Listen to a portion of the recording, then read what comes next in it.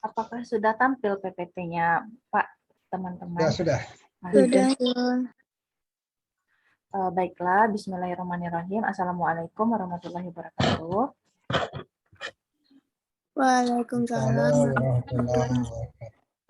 Eh, Kami dari kelompok 3, saya Yulia Asriwarlinda dan rekan saya Suci Firma Dewi yang berhalangan hadir pada siang hari ini akan menjelaskan hasil diskusi kami mengenai pertanyaan yang diberikan oleh rekan-rekan mahasiswa mengenai hukum kedua termodinamika dan hukum ketiga termodinamika. Nah, baiklah, untuk soal yang pertama yaitu itu dari Yani Puspita, di mana soalnya itu ialah sebentar Pak, soalnya itu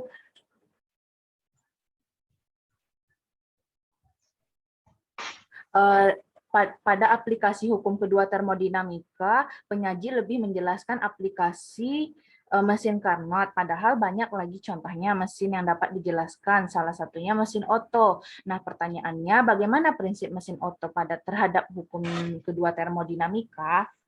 Nah, itu akan saya jelaskan sendiri bahwa kita untuk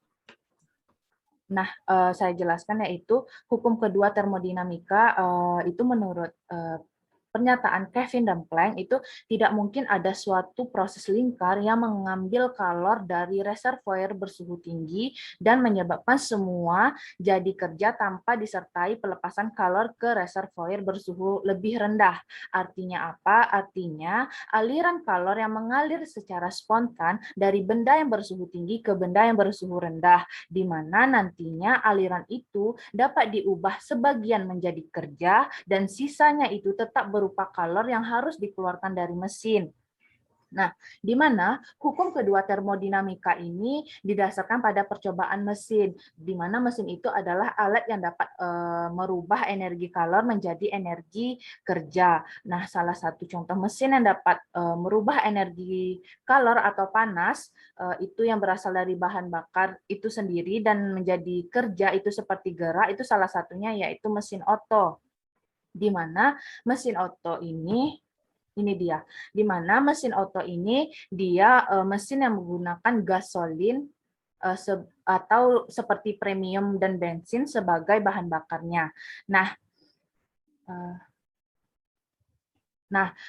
Di mana itu pun ada langkah-langkah atau tahapan dari mesin Otto tersebut, di mana yang pertama itu adalah tahap intake atau pemasukan.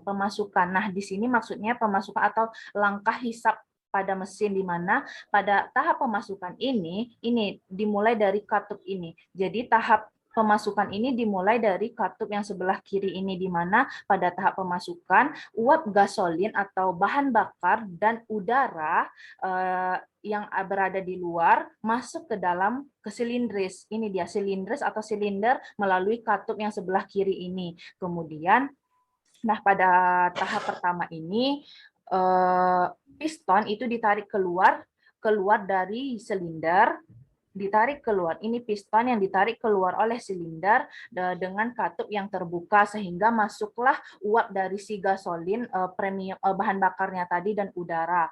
Nah, pada kondisi ini tekanan itu masih dalam konstan dan volume itu semakin bertambah. Nah, kemudian masuk kita kepada tahap yang kedua. Setelah masuk uap gas dari uap gasolin atau bahan bakar dan udara tersebut, barulah masuk ke tahap kedua, yaitu tahap compression atau kompresi, di mana pada tahap ini uap dari bahan bakar tersebut atau gasolin tersebut dan udara dikompres oleh piston. Jadi ini dikompres oleh piston yang bergerak ke atas. Jadi setelah masuk, kemudian piston ini akan bergerak dia ke atas. Ini tanda panahnya. Kemudian baru pada kondisi pada tahap kedua ini, kita bisa lihat tekanannya semakin besar, meningkat, dan volumenya itu semakin berkurang. Nah, pada tahap kedua ini, kita bisa lihat sendiri akibat pada tahap kedua ini, piston ini bergerak ke di piston ini ditarik ke dalam silinder melalui katup dalam keadaan yang tertutup. Jadi setelah waktu yang tahap pertama ini katupnya terbuka karena akibat pistonnya itu keluar dari silindris. Nah, kemudian pada tahap kedua ini terjadi penutupan katup sehingga piston ini mengkompres ke dalam silinder. Nah, kemudian pada tahap yang ketiga itu terjadi pada tahap power, atau pada tahap ini disebut juga tahap pembakaran atau pembakaran pada gasolinnya, di mana pada tahap pembakaran ini gasolin itu terbakar oleh bunga api dari busi atau full injector ini. Jadi uap yang ada di silinder itu terbakar oleh bunga api dari si busi tadi, sehingga menimbulkan ledakan atau terjadinya pembakaran di sini. Nah, di mana pada tahap yang ketiga ini awal mulanya terjadi pembakaran dari campuran gas uap dari bahan bakar dan udara, di mana pada tahap ketiga ini terjadi sangat cepat dan volumenya tetap atau konstan. Panas dilepaskan selama pembakaran itu meningkat, jadi panas yang meningkat dan suhu pun dan tekanan pun juga meningkat. Nah, pada tahap yang ketiga ini terjadi reaksi pembakaran yang nantinya reaksi pembakaran gasolin atau bahan bakar tersebut yang menghasilkan seperti CO2 ataupun H2, di mana nantinya pada tahap ketiga ini piston itu didorong ke atas, kemudian ini kan pistonnya ke atas, kemudian terjadi pembakaran pada full injector, kemudian piston itu didorong lagi ke bawah dengan tenaga yang sangat besar sehingga dapat memutar gerak. Jadi pada tahap ketiga ini terjadilah kerja di sini. Nah, kerjanya itu berupa gerak. Jadi geraknya itu bisa pada kendaraan. Jadi itu akibatnya motor itu dapat bergerak gitu. Kemudian pada tahap yang keempat itu exhaust atau pembuangan pada knalpot. Nah, di mana pada tahap exhaust ini semua hasil gas pembakaran itu keluar melalui katup sebelah kanan ini dia. Itu saat piston naik ke atas. Jadi tahap pembakaran ini tahap pembuangan hasil gas pembakaran tadi. Jadi sebagian hasil energi kalor dari mesin auto ini sebagian itu dipakai sebagai untuk gerak, dan sebagian lagi itu dikeluarkan melalui knalpot tadi atau exhaust valve. Nah, bisa dilihat dari animasi berikut. Jadi ini yang di bawah ini merupakan tempat masuknya uap dari gasolin atau premium tadi. Kemudian yang uap keluarnya yang ini untuk pada animasi ini. Jadi seperti ini gambaran dari langkah-langkah mesin oto tersebut. Nah, kemudian sehingga terlihat pada siklus mesin oto itu di mana mesin oto ini dia terjadi secara terus-menerus. Nah, terjadi secara terus-menerus setelah terjadinya pembuangan pada langkah yang keempat ini, kemudian piston bergerak lagi, dia ke atas dan kembali lagi pada proses yang pertama. Begitu seterusnya. Jadi pada langkah mesin oto ini terjadi secara terus-menerus gitu. Nah, ini terlihat pada siklus mesin oto. Yang pertama itu pada ini adalah tekanan untuk vertikal dan horizontal untuk volumenya.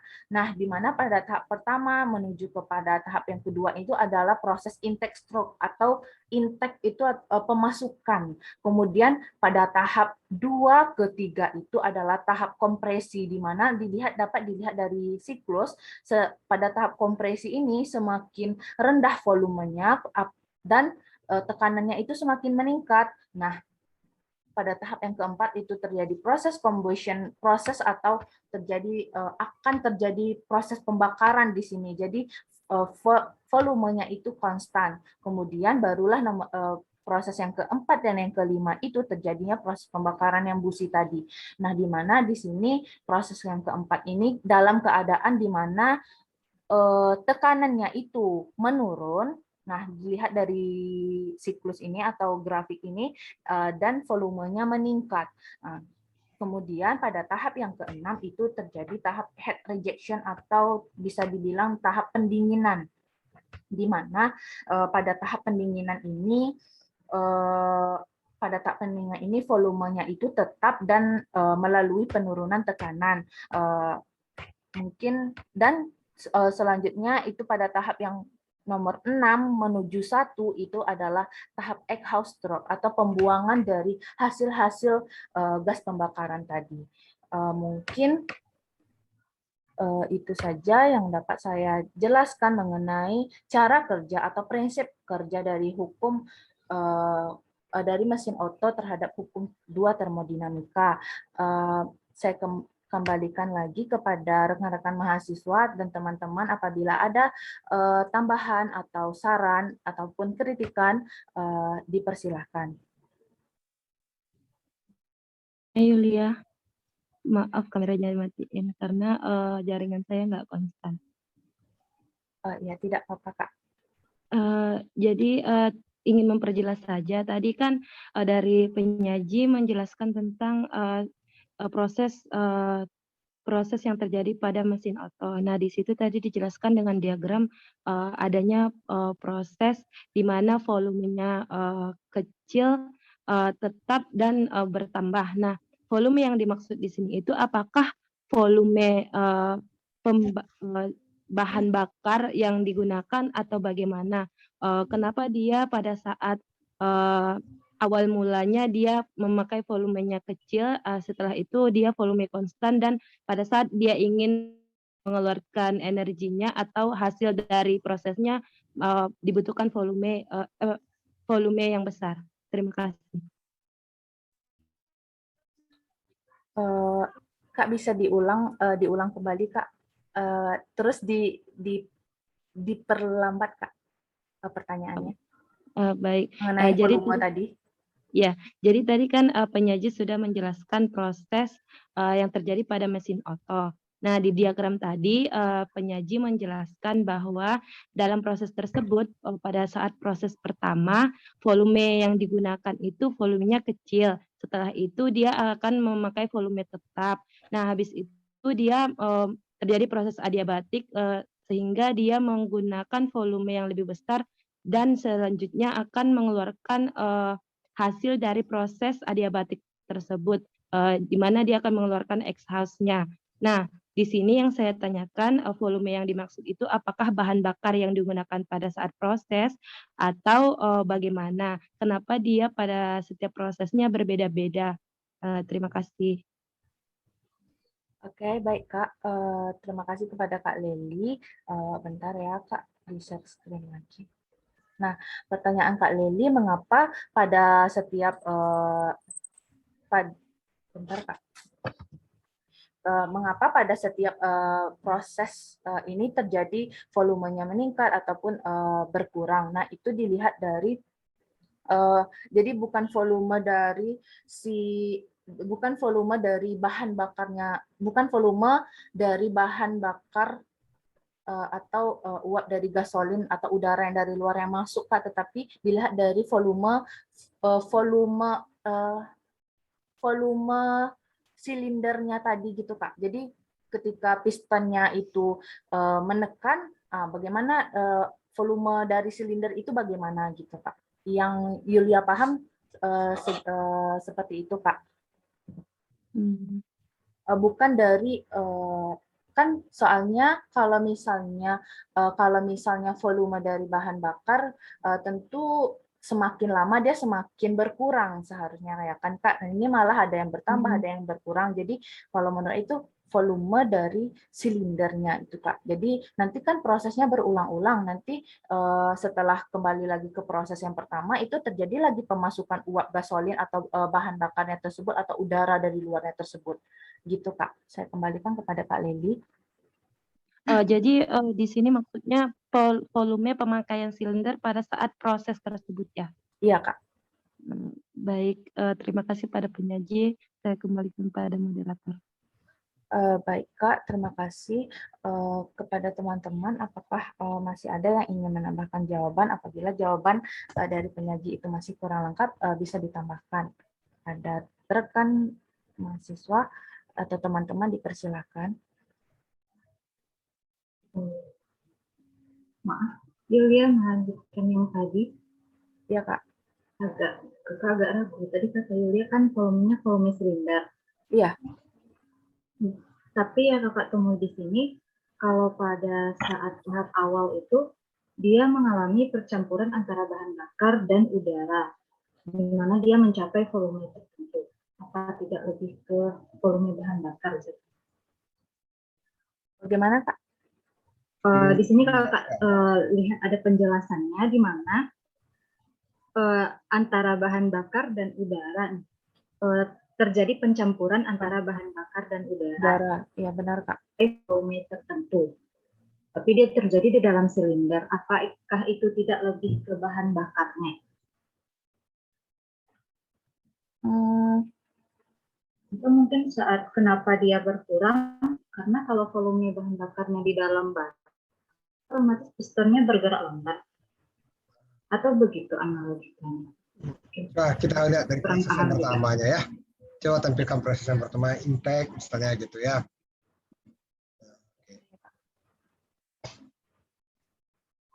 Nah, intake, nah situ tuh kayak pada proses intake itu kan dia pemasukannya mau silinder, di bahan bakar itu diuapkan masuk ke dalam sini. Ya, di sini bercampur dengan udara supaya tujuannya apa untuk pembakaran nanti. Kalau misalnya ini adalah volume bahan bakar di sini, terjadi pembakaran di sini, tentu semua bahan bakar itu meledak jadinya. Ya, jadi bukan volume bahan bakarnya di sini, tapi memang diuapkannya ini bahan bakar itu, ya ada proses lagi ya sehingga memasukkan intake ya, memasukkan uap gasolinnya ke sini, uap bahan bakarnya ke sini, yang ada udara. Nah kemudian dia kompres ya. Dia kompres sehingga nanti dia mencapai udara dan itu mencapai busi. Ya, Pak. Nah, terjadi bunga api di situ. Nah, itulah yang menghasilkan energi. Bergerak dia motor itu, gitu ya. Berarti jadi yang masuk ke situ uap bensinnya, uapnya, iya. Uapnya. So, kalau misalnya terjadi pembakaran di situ, tentu terbakar semua ini kan. Semua bahan bakarnya dalam itu habis tidak terbakar gitu. Berarti Pak pada saat compression itu dia volumenya tetap dia memanfaatkan ke busi itu ya, dia kirim ke busi gitu. Berarti yang bertindak di sini bukan cairannya ya Pak, gasnya. Gas, kalau cairan terbakar itu meledak dia kan.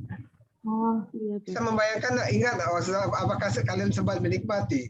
Ada Mariam Tomong ya, Mariam dari bambu itu. Oh iya. Itu kan. Nah, dikasih minyak. Ya masukkanlah minyak, kan ada minyak di dalamnya itu. Masukkanlah api, boom katanya kan. Itu oh iya. Nah, sayang nggak ada lagi ya zaman sekarang ya. Untuk ini memberikan apa namanya yang seperti itu ke anak-anak zaman sekarang agak susah ya. Kondisinya nggak pas lagi atau gimana nggak ngerti juga gitu ya. Nah, jadi seperti itu ya. Kalau misalnya langsung ke cairannya dibakar, meledak dia. Meledak. Ya, tentu langsung habis bahan bakar kan? Iya, Pak. Nah, ya, jadi uapnya masuk ke situ, kemudian dia didorong. Nah, pembakaran kan biasanya terjadi karena oksigen juga ya. Iya, Pak. Nah, jadi terjadilah ini ledakan itu ya, bunga api itu, sehingga nanti dia mesin bergerak. Oke, ya. Nah, itu kan makanya ada kerjanya yang yang kompresi, ada adiabatik. Ya, kalau adiabatik itu kan memang tidak ada kalornya di situ kan? Iya, Pak. Hanya penurunan tekanan saja ya. Iya, Pak. Oke. Baiklah. Terima kasih atas penjelasan dari Bapak, tambahan dari Bapak dan rekan-rekan. saya kembalikan kepada penanya, yaitu Yani Puspita. Bagaimana untuk jawabannya? Baiklah, terima kasih kepada penyaji dan Bapak yang sudah menjelaskan jawaban pertanyaan dari saya. Saya ucapkan terima kasih dan saya sudah mengerti. Saya kembalikan kepada moderator. Baiklah, terima kasih. Selanjutnya yaitu pertanyaan dari Amalia. Sebentar.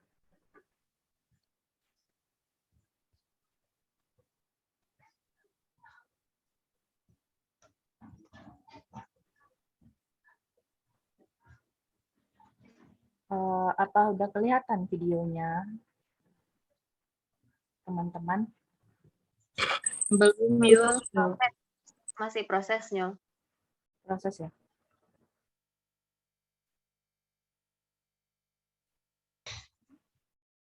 Sekarang udah nampak? Belum ya? Belum ya? Pengaturannya Belum, Yul.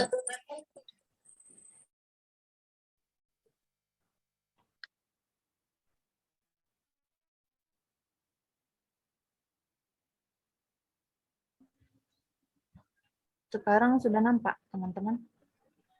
Sudah. Oke. Baiklah. Pertanyaannya adalah pada bagian siklus Carnot, peneliti memberi contoh mesin bermotor. Yang ingin saya tanyakan adalah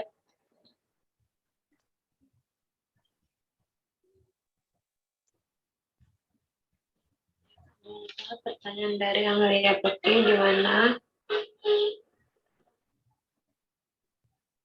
pertanyaannya adalah pada bagian siklus Carnot, peneliti memberi contoh mesin bermotor. Yang ingin saya tanyakan adalah proses isotermik dan proses adiabatik.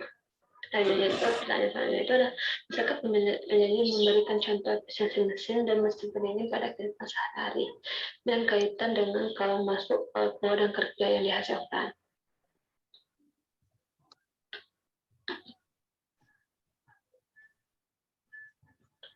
Nah, untuk pertanyaan yang pertama itu adalah mengenai proses isotermal dan proses adiabatik, di mana pada proses ini kita ketahui bahwa siklus Carnot itu adalah tahapan mesin Carnot dalam mengubah energi panas ke energi mekanis, di mana pada siklus Carnot ini terdapat dua proses, yaitu proses adiabatik dan proses isotermal, di mana pada proses isotermal ini adalah keadaan di mana suatu sistem tetap pada suhu konstan, di mana suhu yang dihasilkan itu tetap konstan. Sementara pada proses adiabatik adalah keadaan di mana tidak ada energi kalor yang dipindahkan keluar ataupun ke dalam sistem.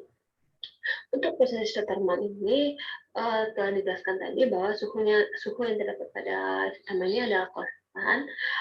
Pada suhu konstan tersebut dia menyebabkan tidak ada perubahan energi dalam, sehingga delta U sama dengan 0. Dan sedangkan untuk proses adiabatik dia berlangsung dengan disertai perpindahan kalor, di mana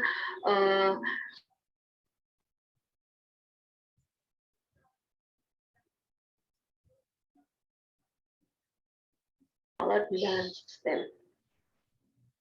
Ada 4 tahap atau 4 proses, ada 4 tahap untuk proses siklus Carnot, yaitu pertama adalah pemuaian isotermal, pemuaian adiabatik, dan pemampatan isotermal dan pemampatan adiabatik, di mana kita lihat satu persatu untuk proses untuk tahap-tahap tersebut. Di sini kita dapat melihat adanya proses isothermal expansion atau pemuaian isotermal, di mana kita ketahui bahwa sistem mengalami ekspansi isotermal dengan ditandai kalor yang diserap, di mana kita tahu kalor yang diserap itu terdapat pada Q1, di mana Q1 ini menyerap masuk ke dalam sistem atau ke dalam isothermal ekspansi dan terdapat pada suhu T1. Dan untuk proses ekspansi adiabatik ini dia itu mengalami perubahan suhu, di mana suhu dari T1 menjadi T2 dengan tidak melakukan menyerap kalor, tetapi hanya melakukan usaha di dalam proses atau sistem yang berlangsung. Selanjutnya itu adalah isothermal compression atau konversi isothermal, di mana pada proses ini kalori yang diserap ini akan keluar atau akan keluar di mana temperaturnya itu berubah, di mana temperaturnya tetap di T2, tapi sistemnya tersebut melakukan kerja. Dan sedangkan untuk konversi adiabatik ini, dia itu mengalami di mana pada konversi adiabatik ini terjadi perubahan suhu, di mana suhu T2 kembali ke T1 dengan ditandai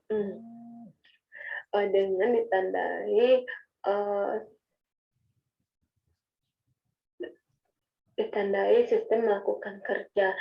Dan kita ketahui bahwa siklus kalor ini di mana proses tersebut kembali ke keadaan semula.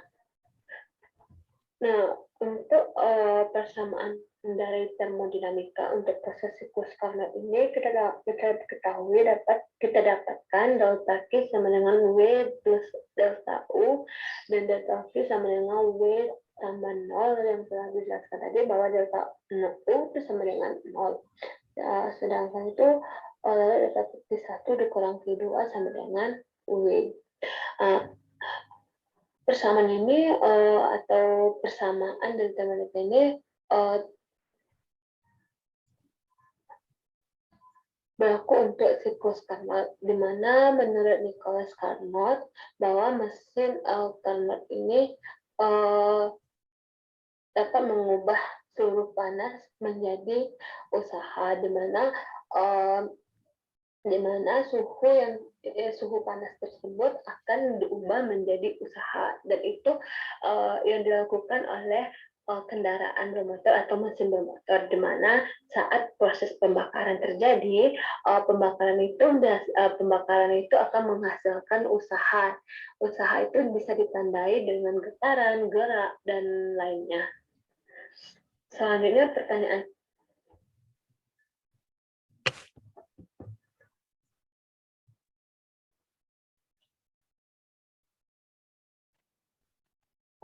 Baiklah, mungkin itu untuk pertanyaan yang nomor 4. Bagi rekan-rekan dan teman-teman yang ingin menambahkan atau memberi saran, dipersilahkan. Coba tampilkan lagi pertanyaannya ya. Boleh, Pak.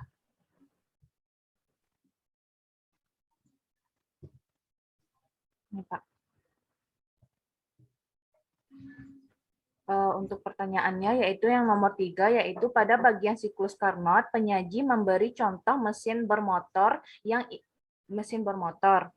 Yang ingin saya tanyakan, bagaimana terjadinya proses isotermik dan proses adiabatik pada mesin tersebut?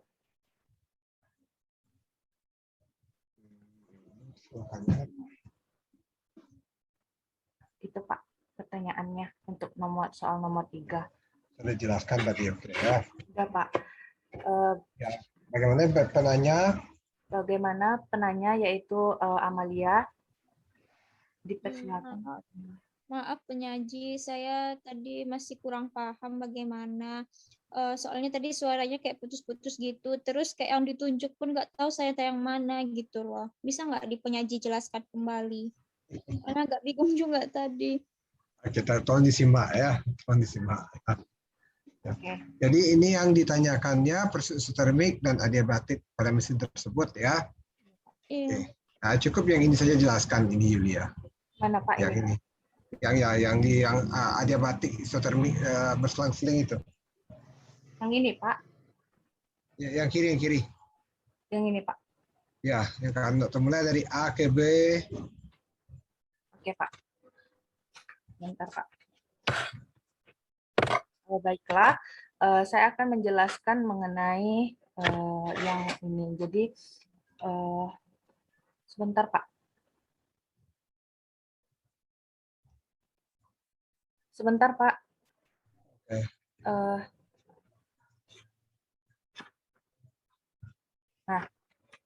di mana pada proses ini adalah ini gambar 3 mengenai ini. Nah, pada proses yang pertama, pada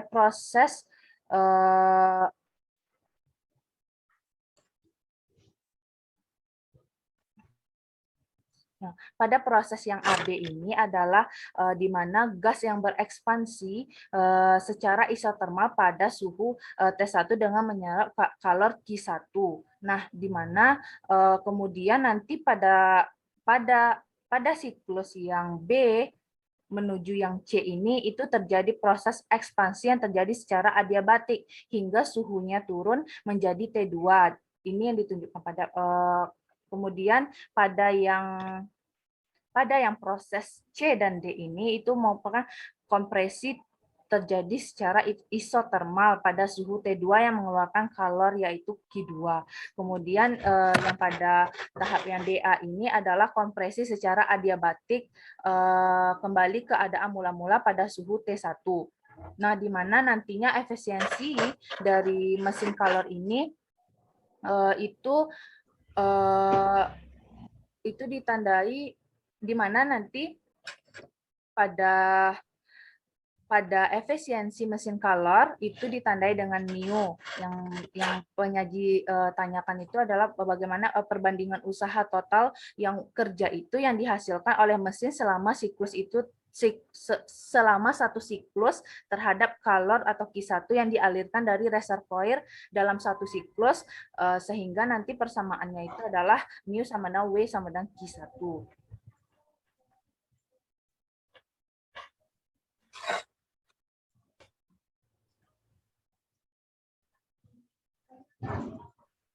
Nah, begitu yang penjelasan dari saya kembalikan kepada penanya.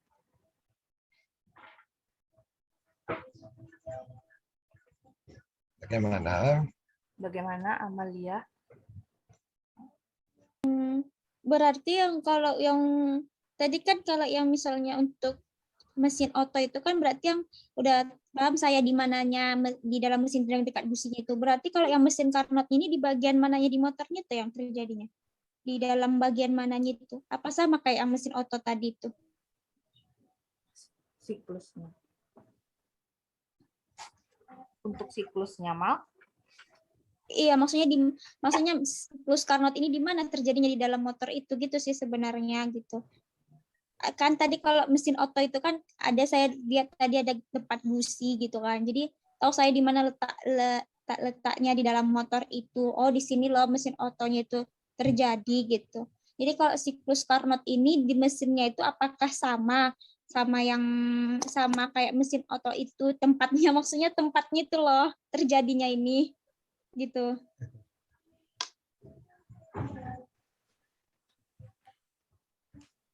Kalau untuk proses tempatnya mungkin berbeda karena kan dilihat dari siklus ini kan berbeda tadi kan kalau yang mesin oto tadi sudah jelas masuknya ini berbeda tempat atau proses terjadinya itu. Jadi di bagian motor kita itu siklus Carnot itu di mana gitu tempatnya gitu loh. Kalau misalnya yang tadi mesin oto itu nampak mesinnya mesinnya itu kan terlihat biarpun nggak terlihat tapi kan ada yang bagian businya itu kan berarti di area-area situlah yang si mesin otonya itu di area-area dekat businya itu. Terus kalau siklus ini di bagian mananya gitu terjadinya? Bisa Bapak bantu? Iya Pak. Ya. Oke, Bapak bantu aja Yulia ya. Iya Pak. Oke, tolong dibesarkan Yulia. Jadi sebenarnya penjelasannya sudah bagus ya, sudah bagus menjelaskan proses ini.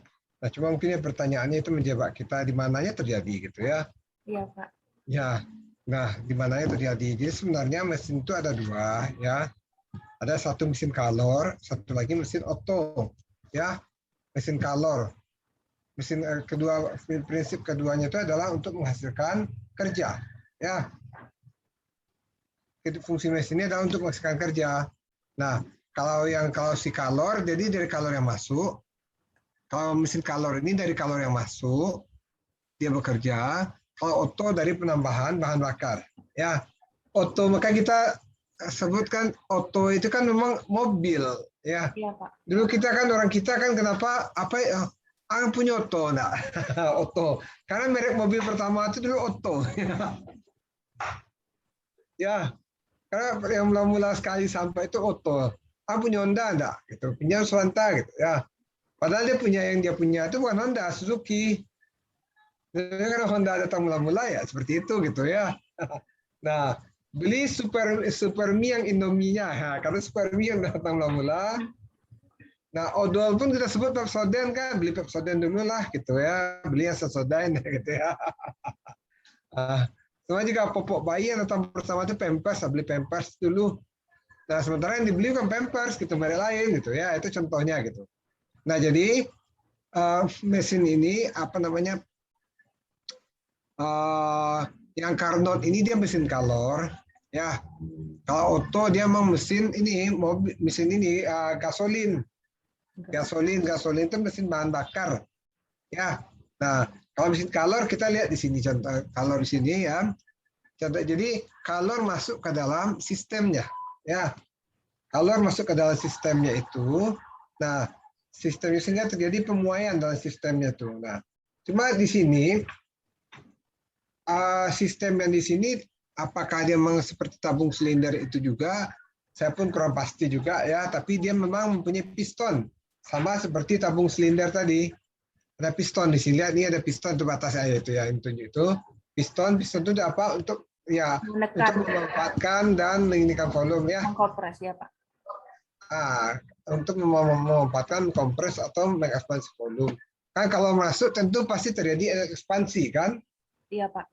Ya, kalau enggak ya tinggi tekanan di dalam. Nah, itu makanya piston itu bisa dibuat dia bisa bergerak seperti itu. Kalau dia dipanaskan, maka energi partikel naik sehingga terjadi ekspansi dia. Meluas volume. Ya.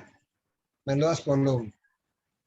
Nah, karena dia kemasukan dia masuk kalor, tentu dia melakukan kerja. Ya. Nah, melakukan kerja dia berpindah dari A ke B secara isotermal. Kalau secara isotermal berarti delta U-nya sama dengan 0. Ya. Iya, Pak. Nah, kalau dia reversibel, kalau dia berpindah secara reversibel berarti W sama dengan N epsilon V2 per V1. Ya. Kita pakai kerja yang reversibel. Oke. Nah, jadi kalau sistem melakukan kerja, berarti nilai Q-nya apa? Positif, negatif? Positif. Melakukan kerja. Negatif, enggak? Negatif, Pak. Menerima kerja baru negatif, positif. Nah, jadi tapi nanti gini, ya kan karena dia berhubungan juga dengan Q itu dengan kerja, apa namanya?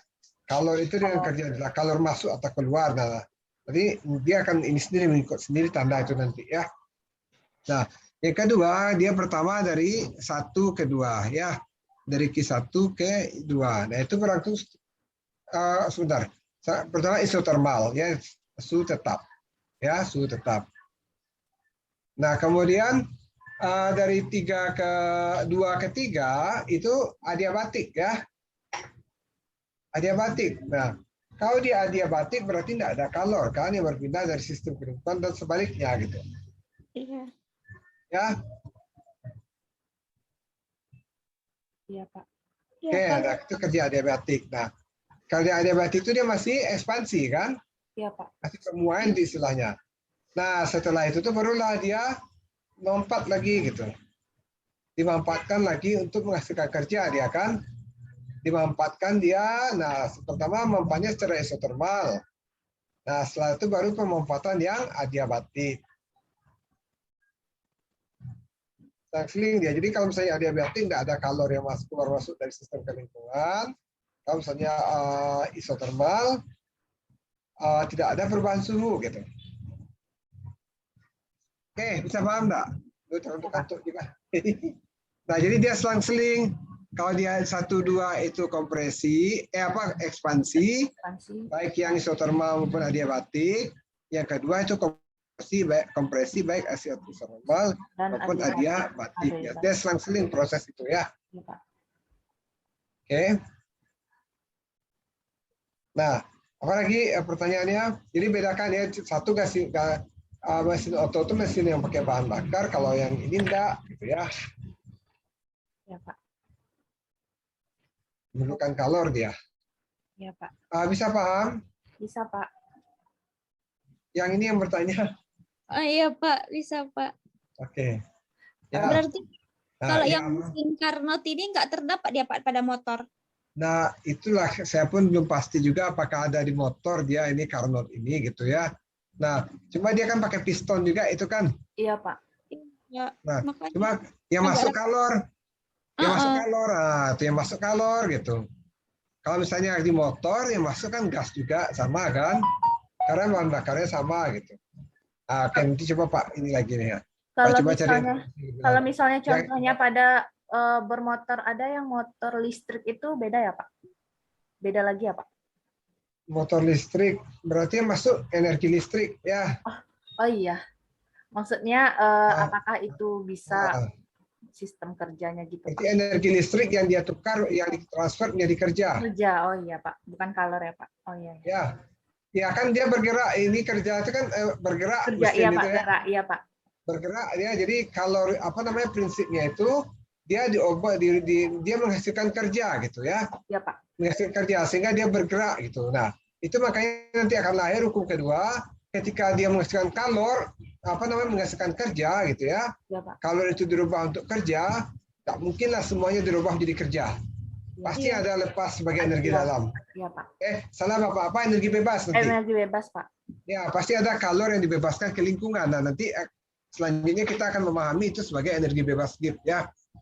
Nah, contohnya apa gitu ya? Misalnya kan ini kan sedang seru-serunya semasa PPK semasa lockdown ya, semasa lockdown itu ya teman-teman Pak, atau mungkin yang saudara-saudara yang perempuan juga ya. Karena di rumah semua ini ya, kalau pada di rumah ya, posting-posting bikin ini gitu ya, bikin kue ini premium bahannya gitu ya. Macam-macam lah dibikin. Nah, ketika membuat itu kan pakai oven. Ya. Jadi energi listrik berubah untuk menghasilkan kalor di situ ya. Kalor sehingga nanti panas di dalam mesin itu ya, di dalam oven itu. Nah, akhirnya apa? Kalor itu melakukan kerja memasak si kue. Ketika kue itu masak, apakah dia langsung bisa dikonsumsi? Masak udah Pak, bisa dimakan. Udah langsung ketika masak di oven, bisa kita makan langsung? Dingin dulu Pak. Itu dia. Ya, dingin dulu ya. Dingin dulu, biarkan dia dingin dulu. Jadi ketika dia dingin itu berarti ada sejumlah kalor yang dibebaskan ke lingkungan. Ke lingkungan. Nah, gitu. Nah, itulah menjadi dasar. Jadi makanya dasar dari ini dari hukum kedua itu adalah mesin ini. Iya, Pak. Ya, nggak mungkin semuanya kalor yang masuk itu semuanya 100% dirubah menjadi kerja gitu ya. Pasti ada sebagian yang dibebaskan sebagai sebagian energi lepas dibebaskan ya. Maksudnya sebagian kalor itu yang terlepas gitu ya dari sistem ke lingkungan gitu ya. Dari sistem ke pasti dia membebaskan sejumlah kalor gitu. Nah, itulah akhirnya dirumuskan hukum kedua di situ gitu ya. Ya, Pak. Oke, silakan lanjutkan. Baiklah. Ya, apakah kita break dulu? Ya, Pak. Boleh, Pak. Ya, sampai jam berapa? Berapa pertanyaan lagi, ya? 2 pertanyaan lagi. Oke, kita stop sebentar dulu. Setelah itu kita lanjutkan aja ya. Boleh, stop azan Pak. Ya. Boleh, Pak. Sudah dengar azan belum? Udah, Pak. Sudah, Pak. Sudah azan dari tadi, Pak. Nah, kok cepat deh, sini baru ya? Iya, Pak. Udah azan nggak tadi, Pak? Oh iya, ini udah habis lah. Udah, lanjutkan aja sedikit dulu. Oke, Pak.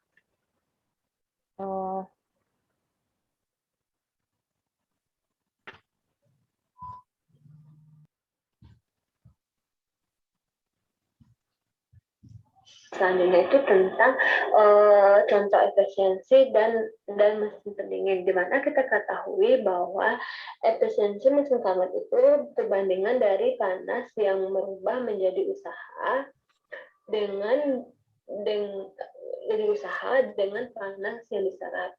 Nah, di mana kita ketahui bahwa untuk hasil efisiensi mesin, untuk efisiensi ini biasanya digunakan untuk mengukur kemampuan mesin dalam mengubah kalor yang diserap menjadi kerja, di mana untuk efisiensinya sama dengan W per Q, di mana W yang telah kita ketahui adalah Q1 sama Q2, sehingga didapatkan efisiensi sama dengan Q1 dikurang Q2 per Q1.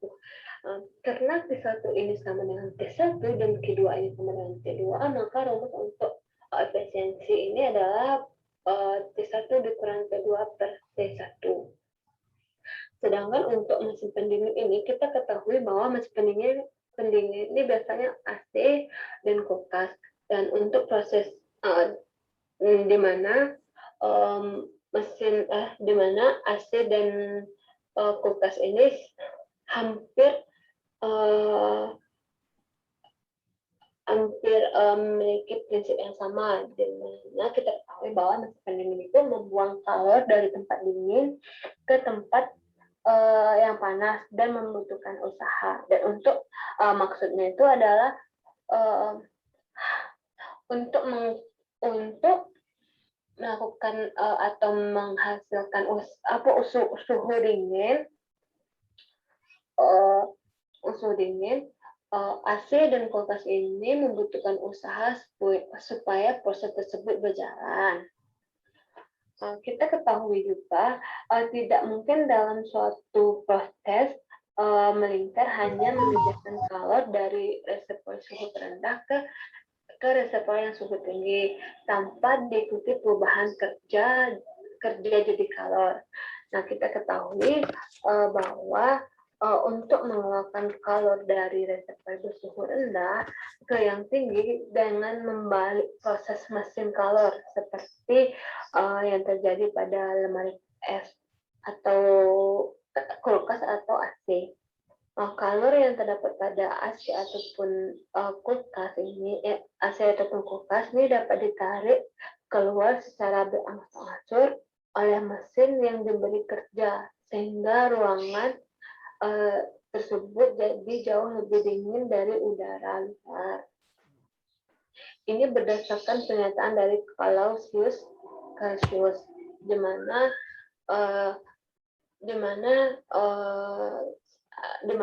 dia berpendapat bahwa salah satu yang dilanggar maka yang lain juga akan dilanggar. Maksudnya itu adalah suatu proses yang melingkar terdiri dari pengambilan kalor pada suhu dan pelepasan kalor pada suhu yang lain dan melakukan kerja. Sekian pertanyaan.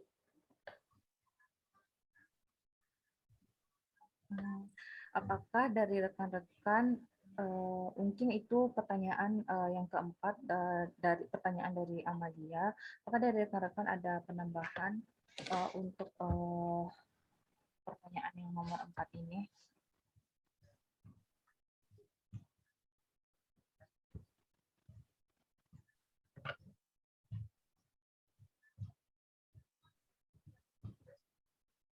Kalau tidak ada, saya kembalikan ke Bapak. Apakah ada tambahan, Pak, mengenai efisiensi pada mesin pendingin, Pak? Cukup, Pak.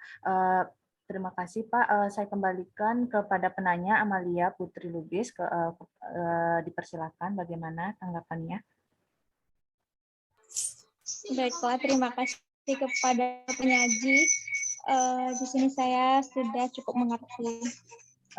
Baiklah, terima kasih. Selanjutnya pertanyaannya itu dari pertanyaan dari Anissa Aulia, yaitu pertanyaan yang terakhir. Pertanyaannya mengenai teknik suhu rendah dengan demagnetisasi secara adiabatik. Bagaimana cara menjelaskan kepada anak SMA pada materi tersebut, sedangkan saya juga masih kebingungan, kurang paham mengenai materi tersebut. Nah, baiklah, di sini saya akan menjelaskan. Kita tahu dulu bahwa hukum ketiga termodinamika ini hukum ketiga termodinamika ini, yaitu hukum yang terkait dengan suhu nol mutlak, di mana perubahan entropi dalam keadaan setimbang sama dengan nol bila suhu mendekati nol. Kemudian semua zat murni itu yang mengalami kondensasi adalah nol pada suhu mutlak. Nah, maka timbul pertanyaan, apakah mungkin kita membuat keadaan pada suhu nol mutlak. Nah, kalau untuk menurun suhu pada keadaan suhu kamar saja, mungkin bisa dengan menggunakan es batu saja pada suhu kamar untuk menurunkan suhu pada suhu kamar. Tapi kalau pada suhu nol mutlak bagaimana? Nah, itu secara teori itu telah dilakukan melalui proses ekspansi adiabatik dan isotermik berselang-seling. Proses adiabatik yang reversibel akan membuat entropi semakin tetap dan suhu turun, sedangkan proses isotermik reversibelnya itu nanti akan menurunkan entropi. Untuk itu diperlukan suatu cara di mana itu menggunakan teknik kriogenik, di mana teknik kriogenik ini menggunakan garam paramagnetik, di mana nanti ada dua keadaan yang digunakan di sini. Keadaan alfa diberikan medan magnet, kemudian pada keadaan B-nya itu pada saat zat tidak diberi medan magnet. Jadi satu diberikan medan magnet, satu lagi tidak diberikan medan magnet, tetapi berproses adiabatik. Nah, secara teori itu keduanya nanti akan bertemu pada satu titik di mana pada S sama dengan 0. Namun terlihat pada grafik ini itu pada garis yang datar itu proses isotermik dan proses yang vertikal itu adiabatik, di mana kita lihat pada grafik ini bahwa suhu itu tidak bernilai nol mutlak tetapi mendekatinya. Nah, bagaimana cara kita menyampaikan pada anak materi SMA untuk materi ini? Mungkin ini bukan materi yang ibaratnya bukan materi utama dalam hukum ketiga termodinamika ini. Ini mungkin teori yang lebih menjelaskan atau lebih teori pendukung bahwa hukum ketiga termodinamika ini setelah dilakukan penelitian bahwa percobaan atau penelitian itu bahwa suhu atau keadaan tidak bisa mencapai suhu nol mutlak tetapi bisa mendekati nol. Mungkin itu saja yang dapat saya sampaikan. Saya kembalikan lagi kepada rekan-rekan mahasiswa, apakah ada tambahan atau kritik, saran, dipersilakan.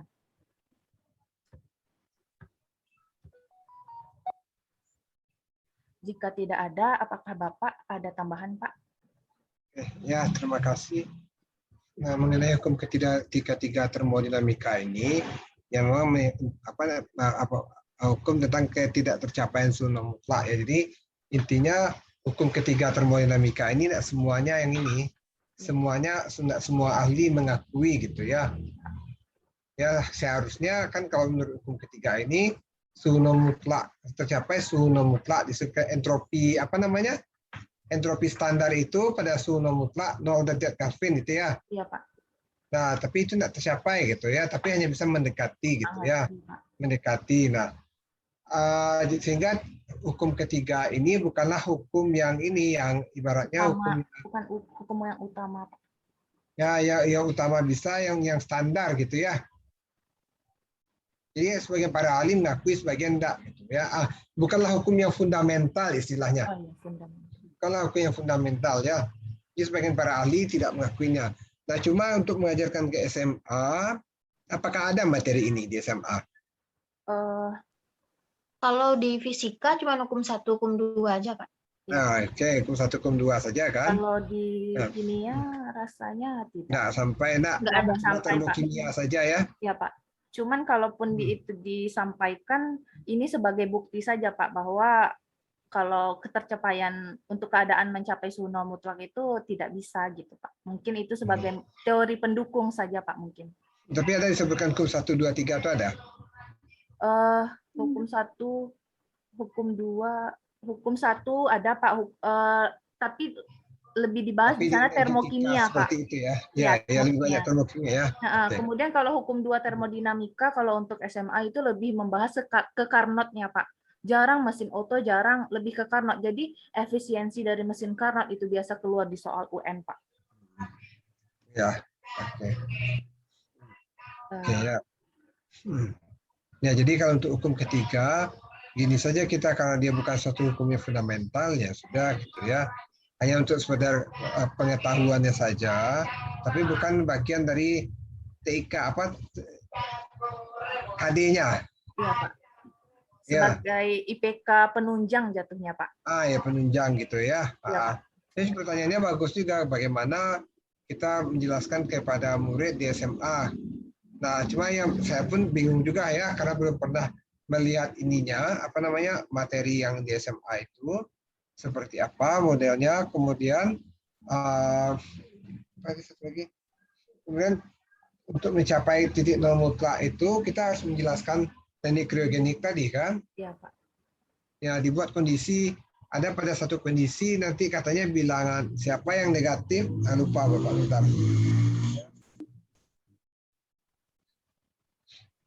Ada satu kondisi di mana nanti nilai S-nya itu ya, entropinya itu bernilai nilai kapasitas kalor ya, yang tidak tepat itu nanti ada di satu kondisi nanti pada kriogen itu nilai kapasitas kalor ya dari alfa itu negatif gitu.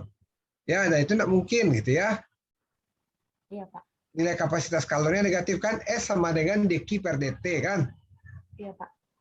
Ya, delta S sama dengan delta Q per delta T. Nah, CP kan juga, kapasitas kalor kan juga. Iya, Pak.